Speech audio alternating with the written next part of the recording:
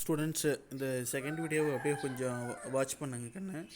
இது கொஞ்சம் இம்பார்ட்டன்ட், அதனால தான் மறுபடியும் இது செகண்ட் டைம் நான் இது சொல்கிறேன். RT is equal to R naught into one plus alpha into T minus T naught. இந்த ஃபார்முலா எதை பேஸ் பண்ணி சார் வந்துச்சு அப்படின்னா, இதுக்கு முன்னாடி பேஜில் நம்ம பார்த்தோம் இல்லையா, பேஜ் நம்பர் 97ல் கீழே கொடுத்துருக்காங்க பாருங்கள். RT equal to R naught into one plus alpha into T minus T naught. இதே சேம் ஃபார்முலா தான். That is coefficient of temperature, coefficient of conductors அப்படின்னு சொல்கிறோம். அதை பேஸ் பண்ணி இங்கே வந்து பார்த்திங்கன்னா இங்கே கொடுத்துருக்காங்க இந்த ஃபார்முலா தான். இந்த 2.28ல் R T is equal to R naught into alpha one plus alpha into T minus T naught இருக்கு. இப்போ இந்த ஆல்ஃபா உள்ள வந்து மல்டிப்ளை பண்ணுங்கள். அப்படி மல்டிப்ளை பண்ணிங்கன்னா alpha T minus alpha T naught வருங்கண்ணே. இப்போ ஆர் நாட் இருக்கு இல்லையா, அந்த ஆர் நாட்டை வந்து இந்த ஈக்குவேஷன் லெஃப்ட் ஹேண்ட் சைட் கொண்டு வந்துடுங்க. அப்போ RT minus R naught into alpha R naught வச்சுட்டு டி மைனஸ் டி நாட் அப்படி கூட வச்சுக்கலாம். ஓகேவா? இப்போ ஃபைனலாக என்ன பண்ணுறீங்க, ஆல்ஃபாவை மட்டும் என்ன பண்ணிக்கிங்க, ஈக்குவேஷனுக்கும் ரைட் ஹேண்ட் சைடு அந்த பக்கம் அப்படியே வச்சுட்டு மீதி ரிமைனிங் கூடிய R naught into T minus T naught இருக்கு இல்லையா, அதை வந்து இந்த ரெசிப்ரோக்கல் நியூமரேட்டரில் இருக்கிறது டினாமினேட்டருக்குள்ள இந்த புக் கொண்டு வந்துடுங்க. ஓகேவா? நியூமரேட்டரில் இருக்கிறத என்ன பண்ணிடுங்க, டினாமினேட்டரில் இங்கே கொண்டு வந்துடுறீங்க. இந்த டி மைனஸ் டி நாட்டை என்ன பண்ணுங்கள், இங்கே கொண்டு வந்துடுறீங்க.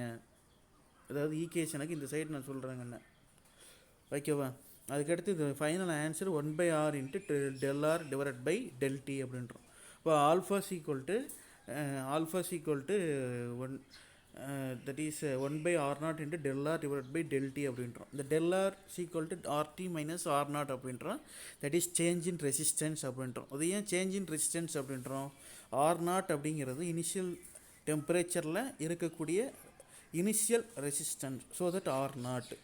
ஆர்டிங்கிறது change in temperature. After particular temperature the resistance value change ஆயிருக்கு. that is change in resistance after temperature, that is RT. ஓகேவா? del T is equal to T minus T naught அப்படின்றோம். ஓகேங்களா? T minus T naught அப்படிங்கிறப்ப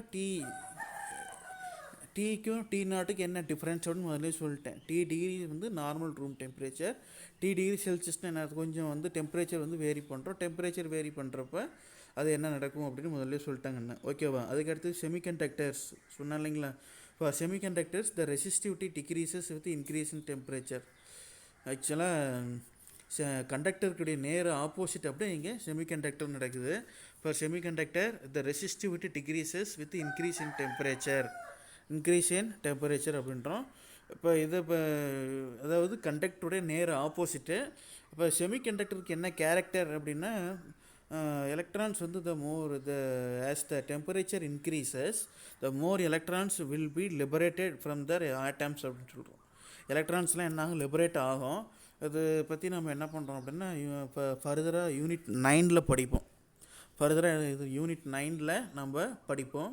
இப்படி படிக்கிறப்ப அதை discuss பண்ணிக்கலாம். Hence the current increases, therefore resistivity என்ன சொல்கிறோம் அப்படின்னா இங்கே டிக்ரீசஸ் அப்படின்னு சொல்கிறோம். கரண்ட்டு இன்க்ரீசஸ் இங்கே சொல்கிறாங்க பாருங்கள். the current increases, therefore the resistivity decreases. ஆனால் அனலைன் பண்ணிக்கேன், ரொம்ப முக்கியங்கண்ணா. கரண்ட் இன்க்ரீஸ் ஆச்சுன்னா, ஒரு கண்டக்டரில் கரண்ட் இன்க்ரீஸ் ஆச்சுன்னா ரெசிஸ்டிவிட்டி டிக்ரீஸ் ஆகும். இது யாருக்கு, செமி கண்டக்டருக்கு. ஆஸ் ஒன் இன் ஃபிகர், அதுக்கு வந்து இந்த பேரபோல ஒரு டயக்ராம், ஒரு கிராஃபிக்கலாக ஒரு சர்க்கியூட் டயக்ராம் கிராஃப் ஒன்று வரைஞ்சிருக்காங்க. அந்த கிராஃபை பாருங்கள். செமிகண்டக்டர் வந்து பார்த்தீங்கன்னா நெகட்டிவில் இருக்கும். நெகட்டிவ்னா என்ன அர்த்தம் அப்படின்னா, மேக்ஸிமத்துலேருந்து மினிமம் குறைன்னு சொல்லலாம். அப்படி இல்லை அப்படின்னா அதனுடைய ஆப்போசிட் கேரக்டர். எதோட ஆப்போசிட் கேரக்டர்னால் பாசிட்டிவ். கண்டக்டருக்கு வந்து positive character, but semiconductor is negative temperature coefficient resistivity அப்படின்றோம். Semiconductor is negative temperature coefficient of resistivity அப்படின்னு சொல்கிறோம். ஓகேங்களா? ஸோ இதோட நேம் தெர்மிஸ்டர் அப்படின்றோம். இந்த typical value of temperature coefficient of various materials வந்து பார்த்திங்கன்னா கிவன் கொடுத்துருக்காங்க. சில்வர், காப்பர், கோல்டு, அலுமினியம் இதெல்லாம் வந்து பார்த்திங்கன்னா அவங்க எக்ஸ்பெரிமெண்ட்டால் நமக்கு ஃபைண்ட் அவுட் பண்ணி கொடுத்துருக்க கிவன் ப்ரிடிக்ட் என்ன சொல்லலாம் அப்படின்னா ஃபைனலைஸ்டு வேல்யூன்னு சொல்லலாம். என்ன சொல்லலாம், ஃபைனலைஸ்டு வேல்யூன்னா என்ன சார் அர்த்தம் அப்படின்னா, நமக்கு வந்து ஒவ்வொரு பர்டிகுலர் மெட்டீரியலுக்கும் டெம்பரேச்சர் கோஎஃபிஷியன்ட் வேல்யூ வந்து என்ன அப்படிங்கிறத இண்டிவிஜுவலாக ஃபைண்ட் அவுட் பண்ணியிருக்காங்க. டேபிள் 2.3ல் பாருங்கள், பேஜ் நம்பர் 98 பாருங்கள் புக்கில். அதே மாதிரி இப்போ நான் இங்கே வச்சுருக்க பேஜ் பாருங்கள். ஓகேவா மெட்டீரியல் ஓகேவா மெட்டீரியல் அதுக்கு அடுத்தது டெம்பரேச்சர் கோஎஃபிஷியன்ட் கொடுத்துருக்காங்க. புக்கில் வந்து பார்த்தீங்கன்னா டேபிள் 2.3ல் கலர்னு கொடுத்துருக்கான். இந்த கலர் அடிச்சுட்டு என்ன பண்ணுங்கள் மெட்டீரியல்னு போட்டுக்குங்க. என்ன சொல்கிறேன்னு புரியுதா? டேபிள் 2.3ல் கலர்னு கொடுத்துருக்கான். கலர் அடிச்சுட்டுங்க. கலர் அடிச்சுட்டு மெட்டீரியல்னு போடுங்க. என்னென்ன material silver copper gold aluminium tungsten iron. புக்கில் வந்து தப்புக்குன்னது. நெக்ஸ்ட்டு பாருங்கள். Next one we can understand என்ன சொல்கிறாங்க we can understand the temperature depends on resistivity following in the section. நம்ம சொல்லிட்டோம். அதாவது ரெசிஸ்டிவிட்டி வந்து டெம்பரேச்சரை பேஸ் பண்ணியிருக்கு அப்படின்னு சொல்லிட்டேன். இந்த லெசன் இந்த டெம்பரேச்சர் டிபெண்டன்ஸ் ஆஃப் ரெசிஸ்டிவிட்டி அப்படிங்கிற டாபிக் ஆரம்பிக்கிறப்பயே நான் சொன்னேன். என்ன சொன்னேன் அப்படின்னா டெம்பரேச்சர் வந்து வேரியாச்சுன்னா ஆட்டோமேட்டிக்காக என்ன ஆகும்? கண்டக்டிவிட்டி ரெசிஸ்டிவிட்டி என்ன ஆகும்? சேஞ்ச் ஆகும். இப்போ ரெசிஸ்டிவிட்டி அதிகமாக இருக்குன்னா கண்டக்டிவிட்டி லோவாக இருக்கும். கண்டக்டிவிட்டி அதிகமாக இருக்குன்னா ரெசிஸ்டிவிட்டி அதிகமாக இருக்கும். என்ன சொல்கிறேன்னு புரியுதா? ரெண்டும் இன்வெர்ஸ்லி ப்ரொபோஷ்னல் வச்சுக்கங்க. ரெசிஸ்டிவிட்டினா ரெசிஸ்டிவிட்டி மீன்ஸ் அப்போஸ் பண்ணுறது, ஃப்ளோ ஆகக்கூடிய கரண்ட்டை அப்போஸ் பண்ணுறது. கண்டக்டிவிட்டினா ரெசிஸ்டிவிட்டி இருக்காது, அப்போஸ் பண்ணக்கூடிய ஃபோர்ஸ் இருக்காது, வேகமாக கரண்ட்டு ஃப்ளோ ஆகும்னு சொல்கிறோம். இப்போ we can understand the temperature dependence of resistivity in following in the way the section 2.13 we have shown that electrical conductivity sigma is equal to n e square tau by m கண்ண. இது வந்து sigma. as the resistivity inverse of sigma it can be written as rho அப்படின்னு சொல்கிறோம். அப்போ Rona m divided by n e square into இப்போ 2.30க்கும் 2.30க்கும் இந்த சிக்மாவும் பாருங்கள். அதாவது எப்படி எழுதலாம் அப்படின்னா sigma sequel to 1 divided by rho அப்படின்னு சொல்லலாம். இதை நீங்கள் எழுதிக்கிங்க எல்லோரும் புக்கில் சைடில் எழுதிக்கிங்க. சிக்மா சீக்வல் டு 1 பை ரோன்னு எழுதாங்க. இப்போ ரோ அப்படிங்கிறது கண்டக்டிவிட்டி அதிகமாக இருந்ததுன்னா ரெசிஸ்டிவிட்டி கம்மியாக இருக்கும். என்ன சொல்கிறேன்னு புரியுதா? அதே கண்டக்டிவிட்டி லோவாக இருந்ததுன்னா ரெசிஸ்டிவிட்டி என்னவாக இருக்கும்? சரி அதிகமாக இருக்கும். இன்வெர்ஸ்லி ப்ரொபோஷ்னல் அப்படின்றோம். இப்போ இதை பேஸ் பண்ணி என்ன பண்ணுவாங்க? 1 மார்க் கொஸ்டினில் கேட்பாங்க. Sigma sequel to 1 by rho. அதை தான் இங்கே ஸ்டேட்மெண்ட்டாக கொடுத்துருக்காங்க. Inversely proportional to the number of density of N electrons சொல்கிறோம். அதுக்கடுத்து inversely proportional to the average electrons between the average electron time between the collision அப்படின்னு சொல்கிறோம். இந்த ஆவரேஜ் டைம் பிட்வீன் த கொலிஷன் அப்படின்னா இங்கே எதுக்குன்னா இந்த ஒரு எலக்ட்ரான் இன்னொரு எலக்ட்ரானோட மோதுகிற டைமு. அப்போ அதனால் என்னாங்க அப்படின்னா எலக்ட்ரான்ஸ் என்ன கொலிஷன் ஆகிறதுனால இப்போ இது அப்போஸ் பண்ணுற ஃபோர்ஸு டைம் சேஞ்ச் ஆகும். அப்போ கண்டக்டிவிட்டி இஸ் ஆல்சோ வேரிங் அப்படின்னு சொல்கிறோம். இன்னொன்று டென்சிட்டி அப்படின்றோம். டென்சிட்டினா என்னது? மாஸ் பை வால்யூம் தெரியும். இப்போ இங்கே டென்சிட்டி ஆஃப் எலக்ட்ரான்னா எலக்ட்ரானுடைய மாசு எலக்ட்ரானுடைய வால்யூம். இப்போ எலக்ட்ரான் டென்சிட்டி அப்படின்னா the inversely proportional to the number of density of எலக்ட்ரான்ஸ்னா டென்சிட்டியோட வேல்யூ சேஞ்ச் ஆகிறப்ப டென்சிட்டியோட வேல்யூ சேஞ்ச் ஆகுது. எதோட டென்சிட்டினா எலக்ட்ரானோட டென்சிட்டி சேஞ்ச் ஆச்சுனாலும் the conductivity resistivity value is also என்னது சேஞ்ச் அப்படின்றோம். In metal if the temperature increases the average time between the collision tau increases and independent of temperature அப்படின்னு சொல்கிறோம். ஓகேங்களா? இப்போ ஃபைனலாக என்ன சொல்கிறாங்க? இது வந்து மெட்டல் ஃபஸ்ட்டு 3 லைன் வந்து மெட்டலுக்குன்னு. இங்கே வந்து பார்த்திங்கன்னா எது இம்பார்ட்டன்ட் அப்படின்னா first point second point underline பண்ணிக்கிங்க. அதுக்கடுத்து மெட்டலுக்கு ஒரு கண்டிஷன் சொல்கிறேன், செமி கண்டக்டருக்கு ஒரு கண்டிஷன் சொல்கிறேன்.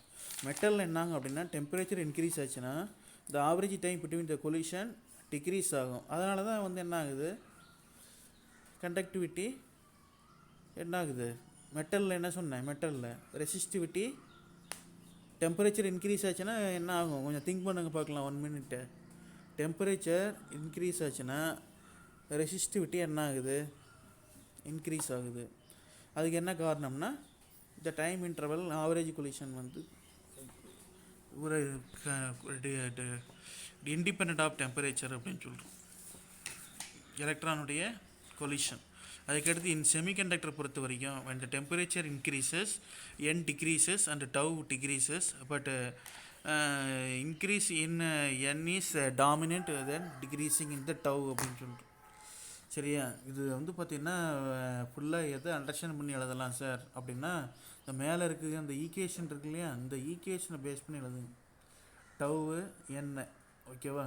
அப்போ டெம்பரேச்சர் இன்க்ரீஸ் ஆச்சுன்னா இந்த சிக்மா எந்த ஈக்குவேஷனை பேஸ் பண்ணி எழுதுறீங்க அப்படின்னா, இப்போ ரோனா என்ன சொன்னாங்க, கண்டக்டிவிட்டின்னு சொல்கிறாங்கன்னா, கண்டக்டிவிட்டியில் டெம்பரேச்சர் இன்க்ரீஸ் ஆச்சுன்னா என் நம்பர் ஆஃப் எலக்ட்ரான்ஸ் என்ன ஆகுது, டவ் என்ன ஆகுது, அதுதான் கீழே கொடுத்துருக்க ஸ்டேட்மெண்ட்டாக கொடுத்துருக்கான், ஓகேவா? அதே மாதிரி ரெசிஸ்டிவிட்டி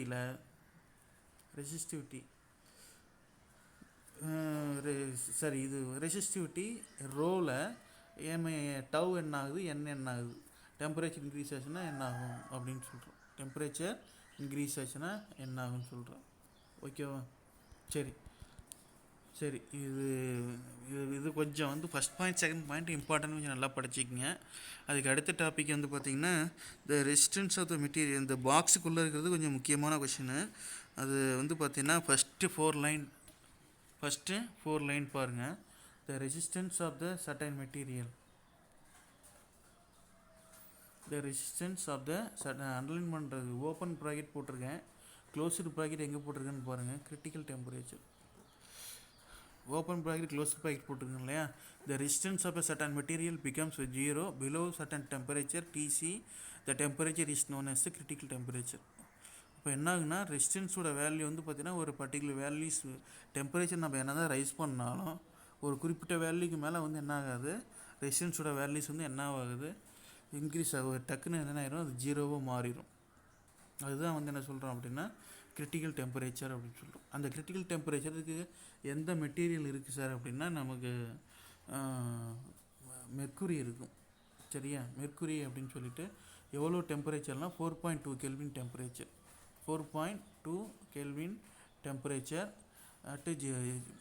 அதாவது மெர்க்குரிக்கு 4.2 கெல்வினில் என்னவா மாறிடும் அப்படின்னா ரெசிஸ்டன்ஸ் வந்து 0 அப்படின்னு சொல்கிறான்.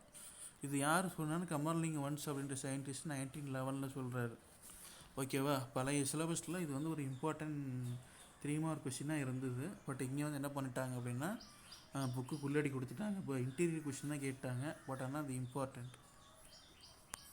சரியா? நான் ஓப்பன் ப்ராக்கெட் க்ளோஸ்டு ப்ராக்கெட் முதல்ல போட்டேன் இல்லையா, என்னது கிரிட்டிக்கல் டெம்பரேச்சர்னு போட்டேன் இல்லையா, அதை அப்படியே நோட் பண்ணிக்கங்க. அதுக்கு அடுத்தது 4.2 Kelvin, R C equal to 0, Kamerlingh Onnes 1911 இது நாளையும் அனலைன் பண்ணிக்கிங்க. இது வந்து ஒரு இம்பார்ட்டன்ட் 2 மார்க் கொஷின் அல்லது 3 mark question. Okay, next example 2.3 பாருங்கள். இந்த எக்ஸாம்பிள் 2.3 வந்து பார்த்திங்கன்னா the resistance of the coil 3 ohm at 20 degree Celsius and alpha is equal to 0.04 per degree Celsius, then determine the resistance of 100 degree Celsius சொல்லியிருக்காங்க. இதுக்கு வந்து பார்த்திங்கன்னா solution சம்மு வந்து பார்த்திங்கன்னா ரெசிஸ்டன்ஸ் வேல்யூ வந்து R0 3 ஓம் சொல்கிறோம். டெம்பரேச்சர் T வந்து என்னது 100 டிகிரி செல்சியஸ். அதுக்கடுத்து alpha temperature coefficient of resistance alpha equal to 0.04. இப்போ இது டேரெக்டாக ஃபார்முலா அப்படியே அப்ளை பண்ண வேண்டியது தான். RT equal to R0 into RT equal to டேரெக்டாக ஃபார்முலாலும் அப்ளை பண்ணுங்கள். RT equal to R0 into 1 plus alpha into T minus T0 கண்ணு. இதில் ஆர்டியோட வேல்யூ என்ன அர்த்தம் அப்படின்னா, அதாவது டெம்பரேச்சர் எவ்வளோ சேஞ்ச் பண்ணுறோம்னா, கொஷின் பாருங்கள், the determine the resistance at 100 degree Celsius அப்படின்றோம். அப்போ 0 டிகிரி செல்சியஸில் தான் 3 ஓம். இப்போ 100 டிகிரி செல்சியஸில் என்ன நம்ம கண்டுபிடிக்கணும். இப்போ R போட்டு சஃபிக்ஸில் 100 போடணும். இந்த ஸ்டெப்புக்கும் அடுத்த ஸ்டெப்பில் நான் இங்கே சொல்கிறேன், ஓகேவா? அப்போ R100 ஈக்குவல் டு 3, R0ஓட வேல்யூ 3 இன்ட்டு 1 ப்ளஸ்ஸு ஆல்ஃபாவோட வேல்யூ 0.04 இன்ட்டு ப்ராக்கெட்டில் T மைனஸ் T0. சரிங்களா? T மைனஸ் T0 அப்படிங்கிறப்ப 100 மைனஸ் 100 மைனஸ் 20 80 அது டேரெக்டாக போட்டாங்க. ஒரு ஸ்டெப்பு ஜம்ப் பண்ணி போட்டிருக்காங்க. இப்போ 100 மைனஸ் 20 80. இப்போ என்ன பண்ணுறீங்க, இந்த 0.04 80 என்ன பண்ணுங்கள், மல்டிப்ளை பண்ணுங்கள். அப்படி மல்டிப்ளை பண்ணிவிட்டு ஒரு ஒன்றை வந்து ப்ளஸ் பண்ணிங்க, அதோட என்ன பண்ணிங்க 3.96 ஓமை ஃபைனல் பண்ணி ஆன்சர் எழுதிக்கிறீங்க. அதுக்கு அடுத்தது எக்ஸாம்பிள் 2.4 பாருங்கள், சரி 2.14 பாருங்கள். 2.14ல் resistance of the material 20 degree Celsius and 40 degree Celsius or 45 ohm and 85 ohm ரெஸ்பெக்டிவ்லின்னு சொல்கிறோம். இப்போ என்ன சார் அர்த்தம் அப்படின்னா find the temperature coefficient of resistivity. Temperature coefficient of அதாவது 20 டிகிரி செல்சியஸாக இருக்கிறப்போ 45 ஓமும், 40 டிகிரி செல்சியஸாக இருக்கிறப்போ 85 ஓமும் இருக்குது. ஓகேவா? அப்போ T equal to 20 degree Celsius, T naught equal to 20 degree Celsius, T equal to 40 degree Celsius, R naught வந்து 45 ohm, R equal to 85 ohm. இப்போ alpha equal to 1/R0 into del R by del T அப்படின்னு சொல்கிறோம். அப்போ டேரெக்டாக formula தான் 1/45 கொடுத்துருக்க given value அப்படியே apply பண்ணுறீங்க. R naught value 1/45 into 85 minus 45 minus 1/40 divide by 40 minus 20ன்னு போடுறீங்க. இதோட ஆன்சரு பார்த்தீங்கன்னா ப்ராக்கெட்டுக்குள்ளே சிம்பிளிஃபை பண்ணால் என்ன வரும், 2ன்னு வருது. அது என்ன ஒர்க் அவுட் பண்ணி பாருங்கள். ஓகேங்களா? சரி, அதுக்கடுத்து எனர்ஜி பவர் இன்னும் எலக்ட்ரிக்கல் சர்க்யூட் இருக்குது. சரி, ஓகே. 2.3 வந்து we see that next class.